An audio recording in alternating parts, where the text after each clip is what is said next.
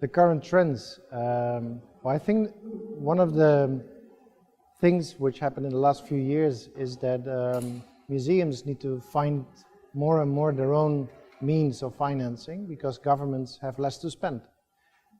They are not cutbacking. They have just less to spend. So they need to find the ways of entrepreneuring more.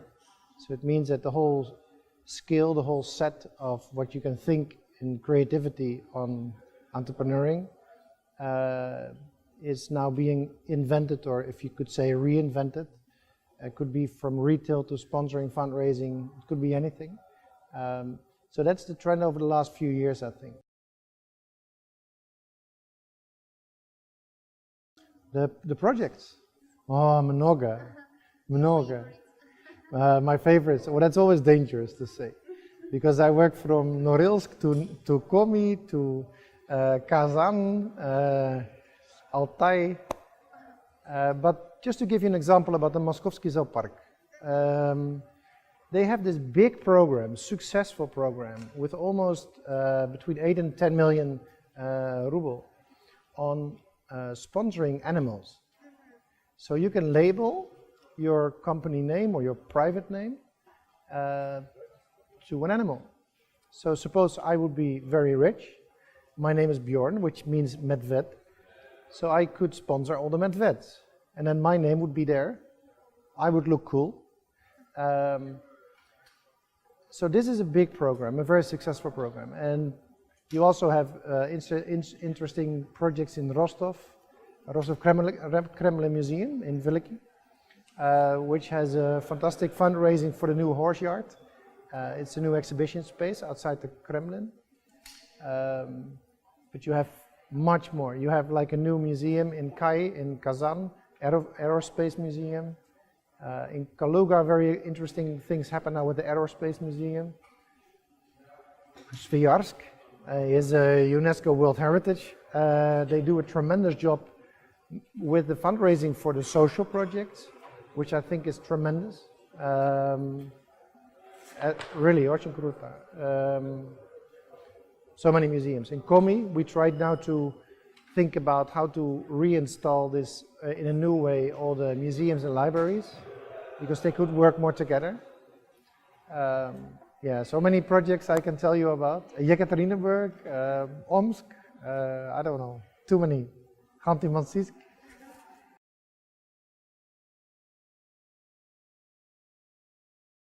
I think there are a few. I think there are a few challenges. One is that every country has its own laws. That means that every country is treated differently with funds, endowment funds or funds. Also for sponsoring, it's very hard if you approach a company which is in several countries, then you need to deal it per country, because it's difficult to transfer money or capital over the border, especially for philanthropy. Yeah, so what we try to do now is to raise funds per country, let it stay in the country for the projects as well. And we see this with, so at the endowment fund of ICOM, we see this with the iCare fund, iCare Foundation.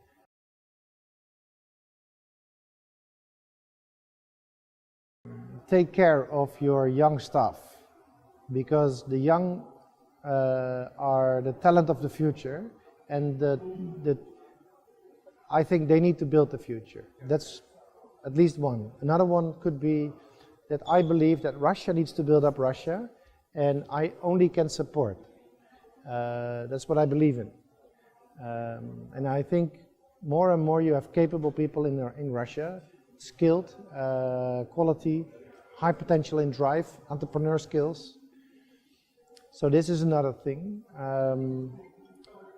I also think that if you look at the people who donate the money, or the companies, they need to be more willing to talk, to level down to another language, which is culture.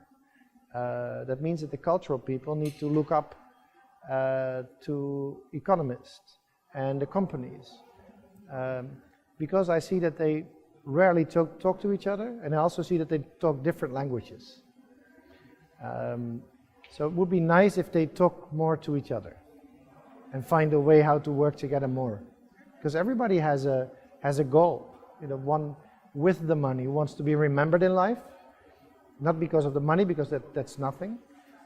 So this person wants to be involved in social things, in cultural things, educational things, and the other one needs to have maybe not only money but also skills in a way of thinking.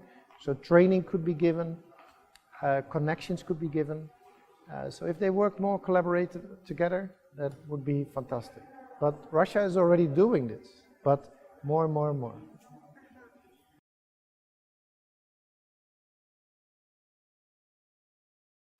Yes, of course.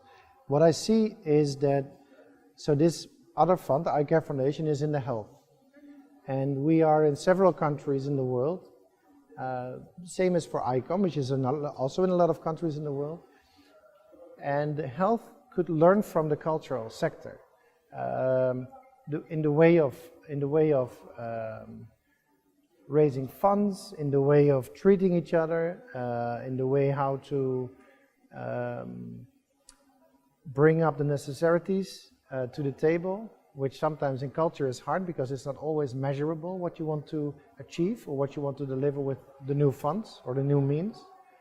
So yeah, I think they can learn a lot from each other. And sometimes together they ask for funds as well, or they have discussions with corporates or with governments, because a museum makes people healthy.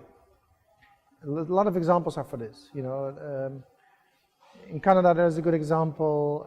Everywhere there are good examples of museums making things more healthy. If you look at Amsterdam, for instance, the museums have big programs on zero waste, on drinking water during your stay for free, but good water for the children especially. So in a lot of ways, sectors could learn from each other. Yes.